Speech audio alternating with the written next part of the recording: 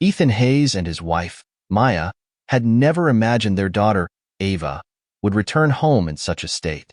When the front door creaked open and Ava stepped inside, Ethan's heart dropped. His 8-year-old daughter stood there, trembling, wearing nothing but a diaper. Her once bright eyes were dull, clouded with shame, and her face was streaked with tears.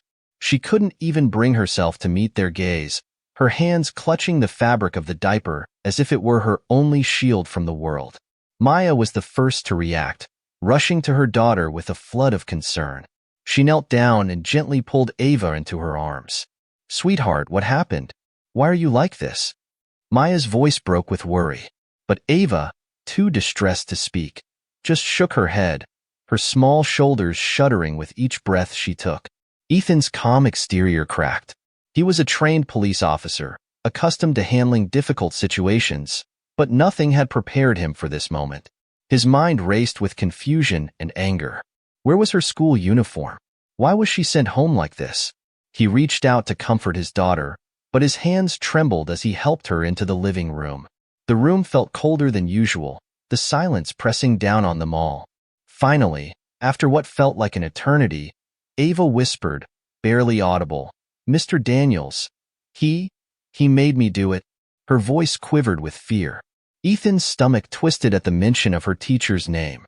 He had always been a bit suspicious of Mr. Daniels, a man who seemed too eager to assert control, too quick to use his authority without care for the emotional toll it took on his students. But this was something else. Ava finally opened up, recounting the harrowing events that led to her humiliating experience. "During math class, I couldn't answer the question," she began, voice trembling. "I was nervous, and when I couldn't solve it, I had an accident. Mr. Daniels made everyone laugh at me. He said I didn't belong in his class, that I was just like my kind." Ava broke down again, her sobs muffling her words. Ethan's heart boiled with fury. He felt an overwhelming need to protect his daughter, to shield her from the cruel world that had just shown its ugly face. But more than that, he felt a searing hatred for the man who had caused his little girl so much pain. Unbeknownst to Mr. Daniels, Ethan was not just any parent.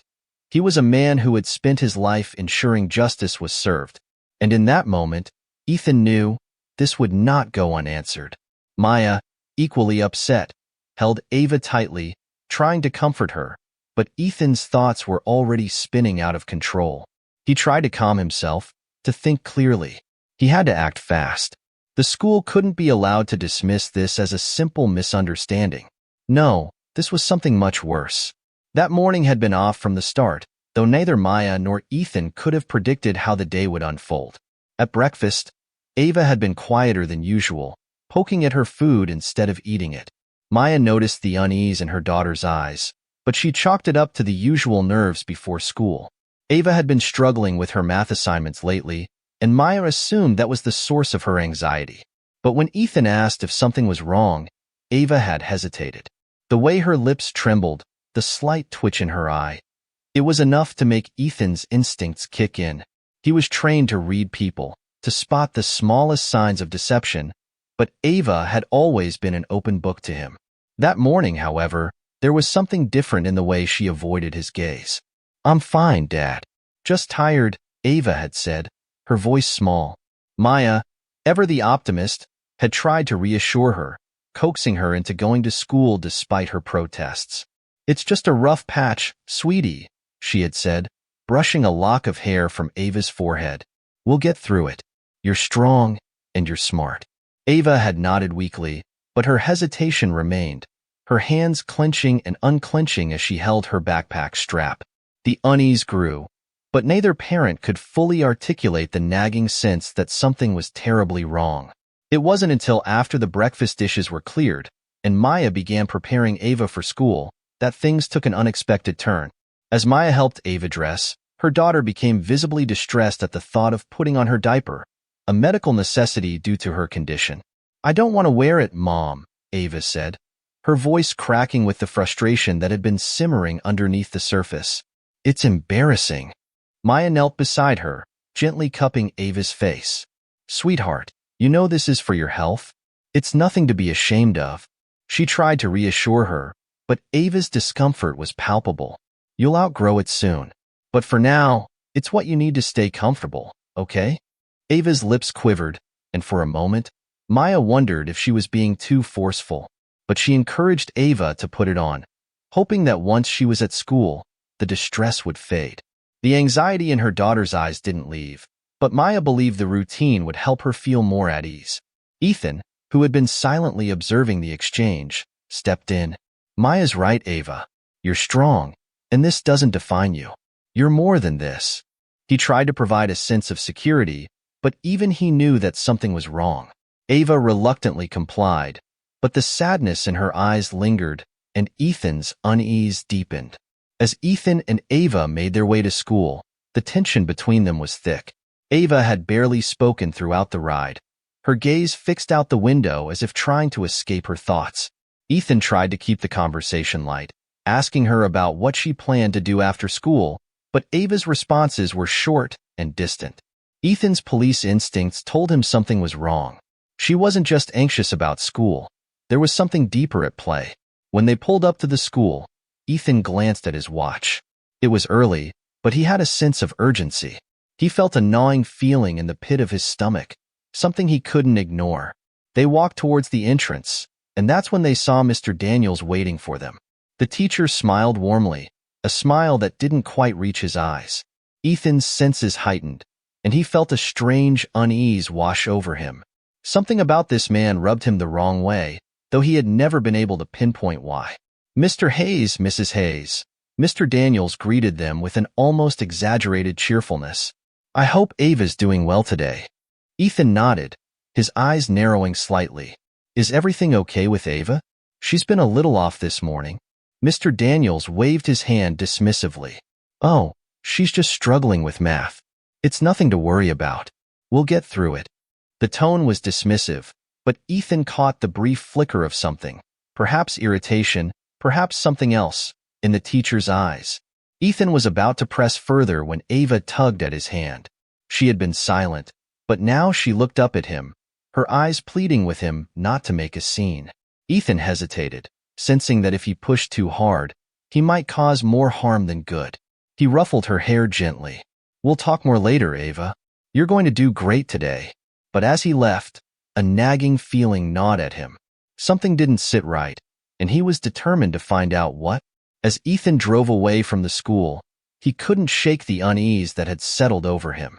The morning had felt off, and now, even with the school behind him, something was gnawing at him.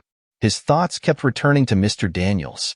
The man's smile had been too practiced, his dismissal of Ava's discomfort too casual. Ethan's gut told him there was more to the situation than he was being told. Ethan's work as a police officer had trained him to read people. Tiny shifts in body language, changes in tone, or even a fleeting glance could tell him more than most would realize. He couldn't explain why, but he had the feeling that something dark was lurking just beneath the surface. Ava was quiet this morning, and while he had initially dismissed it as school anxiety, it felt like it was something deeper, something personal. After dropping Ava off, Ethan returned home, trying to focus on the tasks at hand. He had a meeting scheduled with the task force investigating a string of drug-related activities in the city, and he couldn't afford to let this distraction consume him. But the thought of Ava, anxious and vulnerable, kept creeping back into his mind. He couldn't help but worry. Maya had called a little while later, checking in with him. Ethan, I'm still really worried about Ava. She seems so off today. Do you think something's going on? Ethan ran a hand through his hair, trying to focus on his answer. I don't know yet, Maya, but I don't like the way she's been acting. And there's something about Mr. Daniels that doesn't sit right with me. I'm going to keep an eye on it. Maya agreed, but there was a hint of concern in her voice. Just be careful, Ethan. We don't know what's going on yet. I will, Ethan assured her. I'll keep you updated. But even as he said it, the unease gnawed at him. Ethan knew he couldn't just let this go. There was something bigger happening, something dangerous, and he had to find out what it was. As the hours passed, Ethan did his best to compartmentalize the situation with Ava. He had a job to do, a mission he couldn't ignore. He was part of a highly secretive task force that had been working on a major investigation into local drug networks, and there was a deadline fast approaching. Ethan couldn't afford to let personal matters interfere. But his thoughts kept circling back to Ava. How had things gotten this bad at school? Why had Mr. Daniels acted so strange? And why did it feel like the school was hiding something? Ethan tried to focus on the task at hand, heading out for a covert operation later that day. He needed to gather information on a suspected drug dealer who had been operating in the area, and he was going to take a leading role in the operation. The adrenaline of being back in his police gear helped distract him, but even then, he couldn't shake the gnawing feeling that something was terribly wrong. Meanwhile, Maya spent her day at home, keeping an eye on Ava. She hoped that whatever had troubled her daughter that morning would resolve itself by the afternoon, but as the hours went on, the fear in her heart grew. She couldn't help but wonder what had happened at school. Had Mr. Daniels said something to Ava? Had she been bullied again? Around mid-afternoon, Ethan was deep into the operation, coordinating with officers and securing information from informants when his phone buzzed. It was a text from Maya. "Call me when you can. Ava's not talking to me. I think something happened." Ethan's blood ran cold. He was on edge before, but now his anxiety spiked. He quickly excused himself from the operation and ducked into a corner, dialing Maya's number. "What happened?" Ethan's voice was sharp with concern. Maya sounded panicked on the other end. "It's Ava. She's been acting strange. She won't talk about it, but I think something's really wrong. She's been so quiet and distant. I'm worried, Ethan." Ethan's mind raced. The connection between Ava's strange behavior that morning and the situation at school couldn't be a coincidence. He knew he needed to return home, but his duty as an officer was pulling him in the opposite direction. The decision was clear. Ava needed him. "I'm coming home now, Maya," Ethan said firmly. "Stay with her. Don't let her be alone." He ended the call and headed for the exit, his heart heavy with dread. Something had happened, something serious, and he wasn't about to let it slide. Not this time. The worst fear of any parent had come true. When Ethan arrived home, Maya was sitting on the couch, holding Ava close, but the young girl had her head buried in her mother's lap. The tension in the room was suffocating. Maya looked up at Ethan with tears in her eyes. "She won't talk, Ethan. She's barely even looking at me. What happened?" Ethan kneeled beside them, placing a hand gently on Ava's shoulder. "Sweetheart," he said softly, "you know you can tell me anything, right?" Ava didn't respond, but her tiny body shuddered with suppressed sobs. Ethan's heart broke for her. He couldn't stand seeing her like this. She was so small, so innocent. The cruelty of what she had gone through was written all over her face. "Maya, I think it's time we find out exactly what happened," Ethan said, his voice tight with restrained fury. He knew this wasn't just about a bad day at school. This was something much darker. Finally, after a long silence, Ava looked up, her eyes red and swollen from crying. "Mr. Daniels, he called me a freak. He made fun of me in front of everyone, and when I couldn't stop it, he said I was just like my kind and told everyone to laugh at me." Ava's voice cracked, and the floodgates opened. "He made me walk back to my seat in just my diaper. Everyone, they laughed at me, Daddy." Ethan's blood ran cold. His body tensed with the cold fire of rage. This wasn't just bullying. It was a deliberate act of humiliation, fueled by something far darker. Racism. Discrimination. He couldn't believe what he was hearing. He tried to keep his composure for Ava's sake, but inside, a storm was brewing. "Sweetheart, listen to me," Ethan said, his voice gentle but firm. "No one has the right to make you feel like this. No one. You are strong, and I will make sure that man never does this again. I promise you." Ava, exhausted from her tears, just nodded, her tiny body curling into Maya's arms. Ethan stood up, his mind already moving with purpose. Mr. Daniels had crossed a line, and Ethan was going to make sure that line was never crossed again. The room felt as if it was closing in on Ethan. His heart raced with a mixture of rage and helplessness as he sat across from Maya and Ava. The weight of what had just been revealed, Mr. Daniels' cruel actions, his blatant humiliation of Ava in front of her classmates, was unbearable. How could anyone do this to a child? To his child? The injustice of it settled like a heavy stone in his chest, pressing harder with each breath. Maya had been holding Ava for what seemed like hours, gently stroking her hair, murmuring quiet reassurances, but Ava had barely moved. She seemed utterly defeated, as though the light had been drained from her. Ethan could see how badly the humiliation had affected her, the quiet withdrawal, the way she shied away from even the smallest gestures of affection. Ava wasn't just ashamed. She was broken, and it tore him apart. His mind raced, flashing back to when he had dropped her off at school that morning. He had known something was wrong then, but he hadn't known the extent of it. He hadn't known what would happen in the hours that followed. And now that it was too late, Ethan felt his fury ignite. He had always believed in justice. He had fought for it his entire career as a police officer. This time, he was going to make sure that justice wasn't just an abstract concept. This time, Mr. Daniels would pay. Maya, Ethan's voice was low, but filled with resolve. I'm going to the school. I'm going to speak to the principal, and I'm going to make sure Mr. Daniels understands what happens when you hurt my daughter. Maya looked up at him, her eyes wide with concern, but she didn't try to stop him. She knew Ethan's temper, his need for justice, but she also knew how dangerous it could be when he was this furious. Ethan, just be careful. I don't want you to do something you'll regret. I won't, he promised, though the certainty in his voice masked the storm raging inside.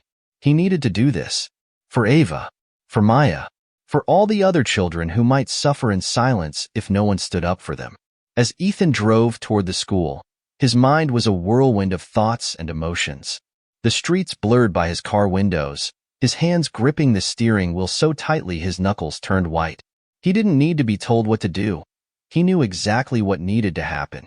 He would march into that school, confront Mr. Daniels, and demand answers. But there was something deeper lurking beneath the surface. This wasn't just about one teacher humiliating a student. Ethan was starting to piece things together, and he had a sinking feeling this might be the tip of a much larger iceberg. Arriving at the school, Ethan's eyes scanned the building with a sharp, calculating gaze. He wasn't just a father today. He was a cop, and as a cop, he had seen far too many examples of power being abused by those who were supposed to protect and nurture. The feeling in the pit of his stomach told him that this was no ordinary act of bullying.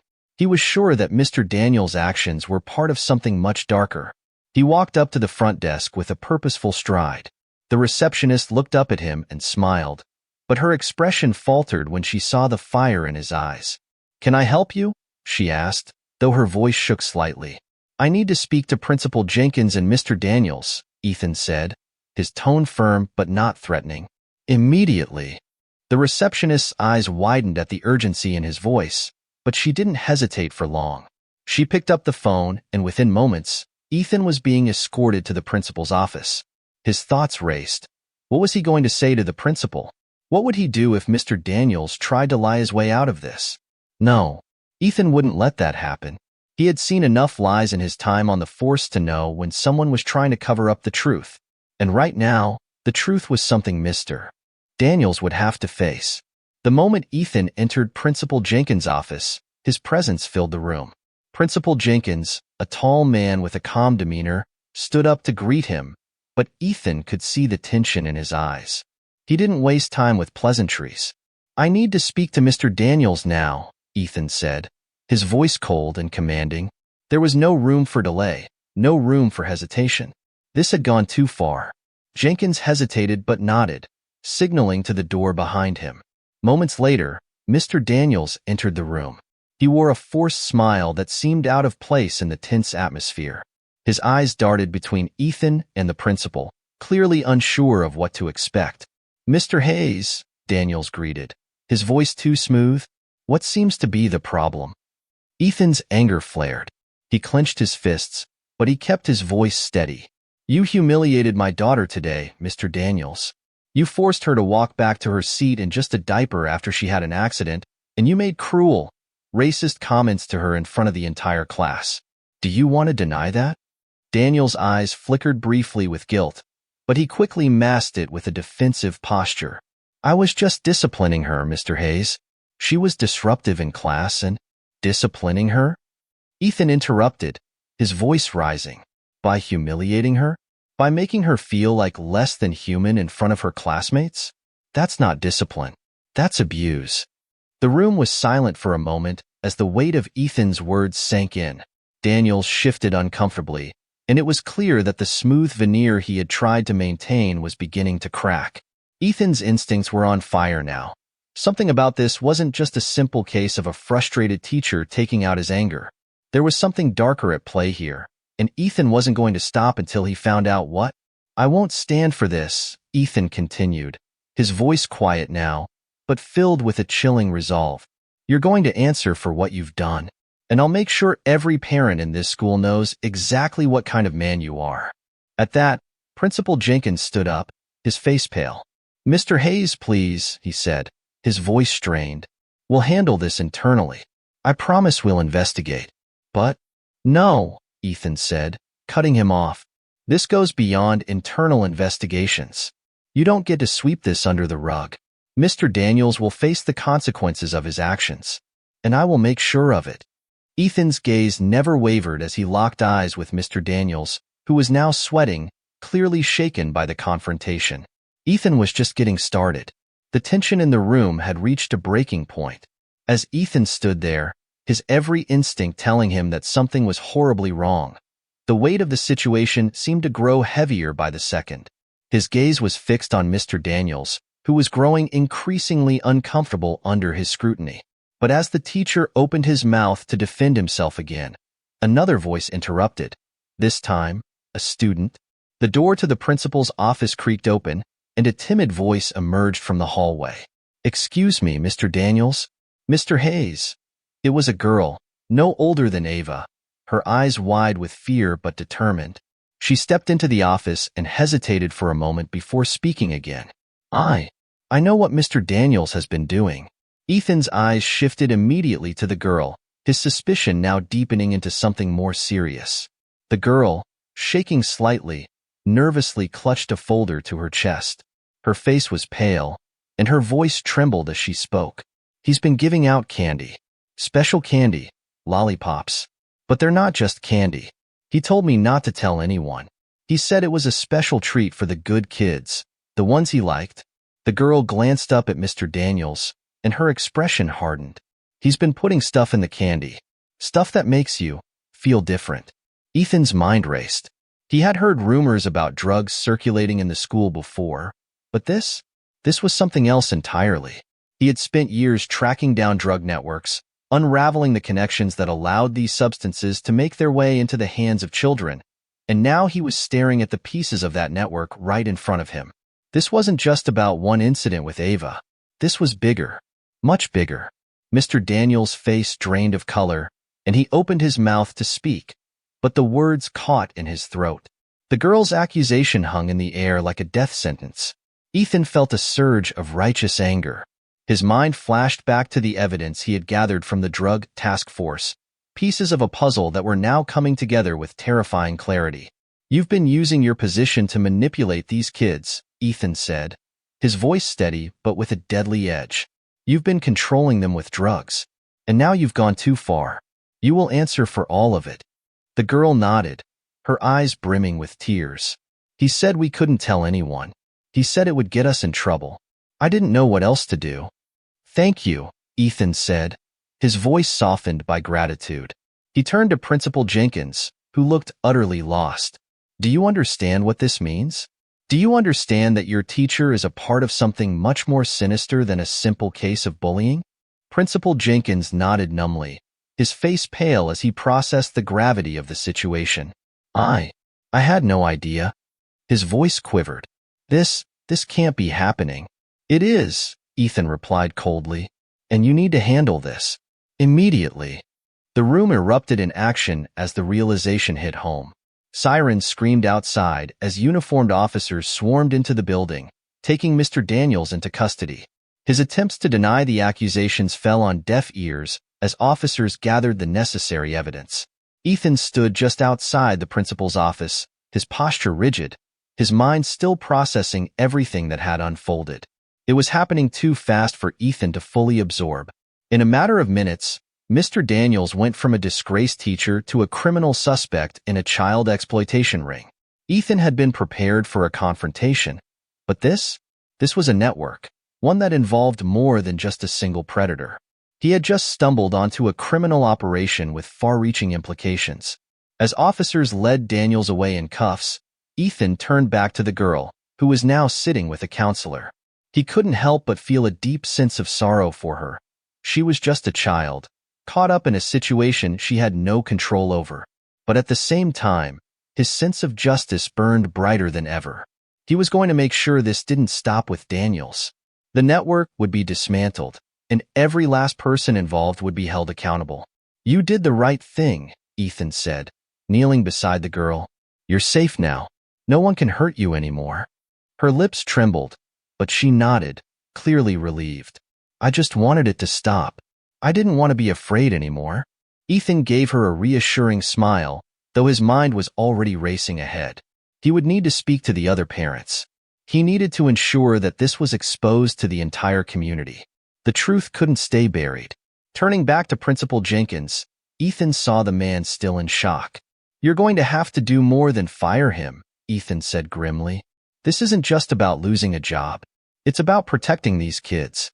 And if you want any credibility left, you'd better start working with us now." Principal Jenkins nodded again, but this time there was a cold determination in his eyes. The weight of responsibility had settled on his shoulders. There was no turning back now. By the time Ethan returned home, the weight of the day's events had barely begun to sink in. His mind was still spinning with the enormity of the criminal operation he had uncovered. But right now, his focus was on his daughter. Ava had been through something unimaginable, and he was determined that no matter what, she would come out of this stronger. When he walked into the house, Ava was sitting in the living room with Maya, her face still pale, but the exhaustion in her eyes had shifted slightly. She was no longer curled into herself, hiding from the world. She looked up at him, and for the first time all day, there was a spark of something in her gaze, something like hope. Ethan walked over to her, kneeling down in front of her, his hands on her small shoulders. "You are the bravest person I know, Ava," he said softly. "What you did today was amazing. You helped stop something horrible, and I'm proud of you." Ava looked at him with wide eyes, her lips trembling. "I didn't know what would happen," she whispered, almost ashamed. "You didn't have to," Ethan said, brushing a strand of hair from her face. "You did what was right, and that's all that matters. No one has the right to hurt you, or anyone else like that. And we're going to make sure that no one ever does again." Ava nodded, the weight of the world still on her shoulders, but a small smile tugged at the corners of her lips. Ethan kissed her forehead and looked up at Maya, who had been silently watching the exchange. They had both been through a lot today, but now they could begin to heal. Ethan had a promise to keep, to Ava, to Maya, and to the other children whose lives would be forever changed by the darkness they had uncovered. The fight wasn't over yet, but this was a beginning, and this time, justice would prevail. The days following the shocking events at the school were a blur of activity. Ethan worked tirelessly alongside law enforcement to dismantle the criminal network that had been operating under the guise of a trusted educator. Mr. Daniels, now in custody, was just the first of many to be taken down. The truth, once hidden in the shadows, was now exposed to the light. For Ava, the road to recovery wasn't easy, but she was strong, stronger than she knew. Ethan and Maya gave her all the love and support they could, reassuring her daily that she was not defined by the cruelty she had endured. Together, they built a new sense of normalcy, one where Ava could feel safe, loved, and empowered. In the weeks that followed, the community rallied together. Parents, teachers, and concerned citizens came forward, united in their commitment to protect children and ensure that no one would ever suffer the way Ava had. The school took swift action to address the systemic issues that allowed the abuse to take place, and new policies were put in place to safeguard students. Ethan, though relieved that the worst had passed, knew that his work wasn't over. The fight for justice was ongoing. He continued to work on the case, helping the authorities track down others involved in the network. But, for now, his most important role was at home, with his family. One evening, as the sun set behind their home, Ethan sat with Ava and Maya in the backyard. They were laughing, enjoying the simple pleasure of each other's company, their bond stronger than ever. The future was uncertain, but in that moment, Ethan knew that no matter what came next, they had already triumphed over darkness. In the end, justice wasn't just about punishing the guilty. It was about restoring the innocence that had been taken. And for Ava, for their family, and for everyone who had been affected, that was the greatest victory of all. The journey wasn't over, but together, they had reclaimed the light. Thank you so much for sticking with us through this journey. We hope you enjoyed every twist and turn of the story, and that it kept you engaged until the very end. If you liked what you saw, don't forget to hit that like button, and if you're new here, make sure to subscribe for more amazing stories like this one. Your support means the world to us, and we're excited to share even more content with you in the future. Also, if you have any thoughts or feedback, feel free to drop a comment below. We love hearing from you. Thanks again for being part of this adventure. See you in the next one. Like, subscribe, and stay tuned.